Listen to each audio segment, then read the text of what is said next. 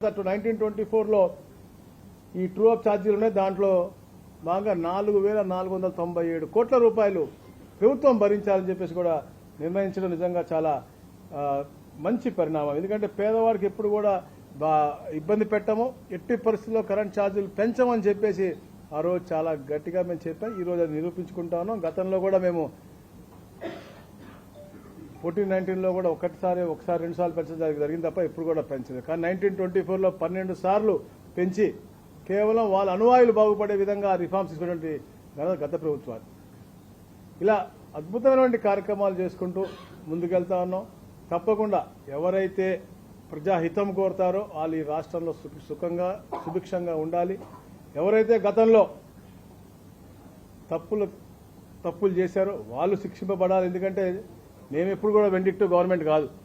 వెండిక్టివ్ government అంటే ఎవరంటారు, రాగానే ముందు తీసుకెళ్లాలి జైల్లో. అట్లాగా చట్టం దాన్ని పని చేసుకుంటూ ఎవరైతే తప్పులు చేశారో 2025 మధ్యాహ్నామ సంవత్సరం లాగా అయింది.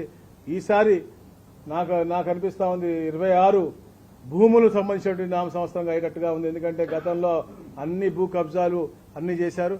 ఈరోజు దీంతో పాటే 22A రిమూవల్తో పాటే ఏదైతే నూతనంగా తప్పుడు రిజిస్ట్రేషన్ జరిగినాయో అవి కూడా లా కంకరెన్స్ తెప్పించుకుని దాన్ని కూడా రూల్స్ అన్ని కూడా ఫ్రేమ్ చేసి తప్పుడు రిజిస్ట్రేషన్ చేసే అన్ని కూడా క్యాన్సిల్ చేసే హక్కులు కూడా మేము అధికారులకు ఇస్తా ఉన్నాం.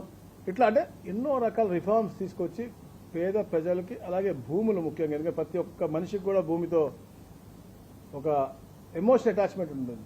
జీవించిన తర్వాత, చనిపోయిన తర్వాత అక్కడ దాకా కూడా ఉంటుంది. అందరికీ కూడా రెవెన్యూ డిపార్ట్మెంట్తోనే సంబంధాలు ఉంటాయి. కాబట్టి ఆ రెవెన్యూ డిపార్ట్మెంట్ బాగుండాలి. అలాగే గౌరవ ముఖ్యమంత్రి గారు ఏదైతే కోరుకుంటా ఉంటారో ఈ రాష్ట్రం బాగుండాలనేది, అది తప్పకుండా ఈ సంవత్సరం మనం పూర్తిగా అయితే అమరావతి అభివృద్ధి అవ్వచ్చు, మనకి విశాఖపట్నం అభివృద్ధి అవ్వచ్చు, అలాగే తిరుపతి ప్రాంతం అన్ని నలుమూలల రాష్ట్ర నలుమూలలో కూడా అభివృద్ధి పథకంలో ముందుకెళ్లాలి.